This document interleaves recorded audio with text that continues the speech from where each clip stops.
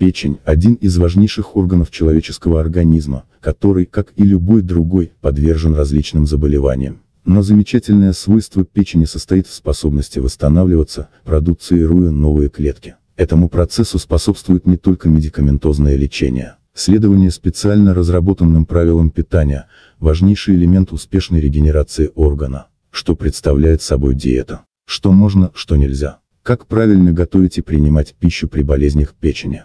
Пожалуйста, подпишитесь на канал, нажмите на колокольчик и не забудьте поставить лайк. Еще буду благодарен, если поделитесь роликом в социальных сетях. Спасибо всем, кто поддерживает и подписывается на канал. В будущем буду радовать полезными материалами. Для питания печени существуют различные диеты, направленные на улучшение ее функционирования и снижение нагрузки на орган. Вот несколько типов диет, которые могут быть рекомендованы. Диета с ограничением жиров.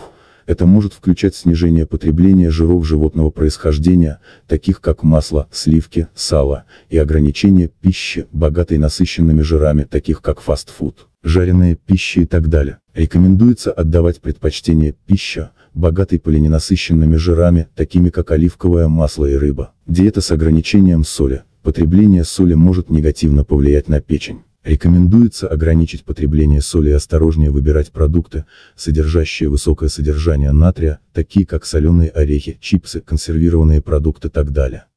Диета с ограничением алкоголя. Алкоголь может нанести серьезный ущерб печени, поэтому рекомендуется полностью исключить или значительно снизить потребление алкоголя. Диета с увеличенным потреблением антиоксидантов. Антиоксиданты помогают защищать печень от повреждений. Рекомендуется увеличить потребление продуктов, богатых антиоксидантами, таких как фрукты, овощи, зеленый чай и так далее. Диета с умеренным потреблением белка. Большое количество белка может повысить нагрузку на печень, поэтому рекомендуется умеренное потребление белка. Однако точные рекомендации по потреблению белка должен давать врач или диетолог, исходя из состояния пациента. Важно отметить, что конкретная диета может быть индивидуальной и должна быть проконсультирована с врачом, поскольку она может зависеть от конкретного состояния пациента и наличия других заболеваний.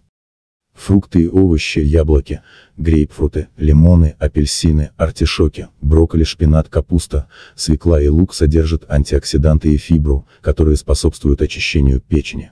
Зеленые листья, включение зеленых листьев в рацион, таких как шпинат, укроп, петрушка и мята, помогает печени в процессе детоксикации.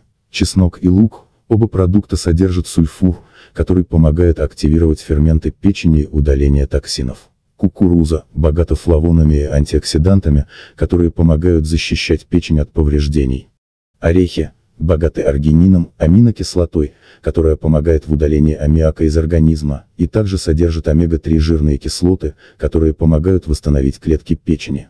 Зеленый чай содержит антиоксиданты, которые помогают защитить печень от повреждений. Оливковое масло богато мононенасыщенными жирами, которые помогают снизить уровень воспаления в печени и способствуют ее здоровью. Куркума содержит куркумин, сильный антиоксидант, который помогает снизить воспаление в печени и защищает ее от повреждений. Важно отметить, что при любых проблемах с печенью рекомендуется проконсультироваться с врачом или диетологом, чтобы определить наиболее подходящий рацион для вас.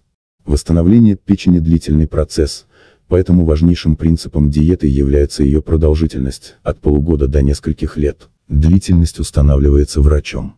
К сожалению, существует масса факторов, кроме продуктов питания, приводящих к скоплению в организме вредных веществ. Это загрязненность воздуха, которую мы дышим, малоподвижный образ жизни, прием лекарственных препаратов, курение, работа на вредном производстве и другие. Поэтому даже если вы питаетесь исключительно полезными для печени продуктами, необходимо хотя бы раз в год устраивать печени генеральную уборку.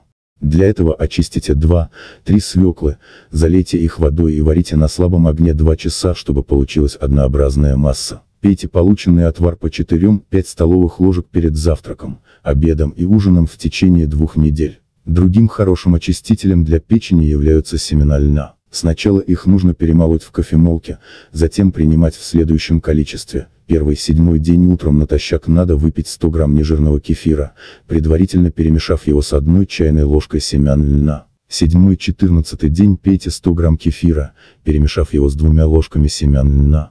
14-21 день пейте 100 грамм кефира с 3 ложками семян льна. Если вы не желаете пить по утрам кефир, замените его йогуртом или нежирным творогом. Главная опасность заболеваний печени в том, что начальная стадия болезни протекает без болевых симптомов, потому что в печени отсутствуют нервные окончания. Симптомы нарушения функции печени: быстрая утомляемость и слабость, потеря аппетита, повторяющиеся приступы тошноты, боли в правом боку, желтизна глазных белков и кожи, неприятный запах, изо рта резкий запах пота, головные боли, сухость кожи, потеря веса, либо невозможность сбросить вес. Спасибо всем, кто поддерживает и подписывается на наш канал. Мы искренне ценим вашу поддержку и веру в наш проект. Вместе мы создаем сообщество, где каждый найдет что-то полезное и интересное. В будущем мы стремимся продолжать радовать вас полезными материалами и интересными видео. Будьте с нами и будьте в курсе всех новостей и обновлений. Спасибо вам за ваше доверие и подписку.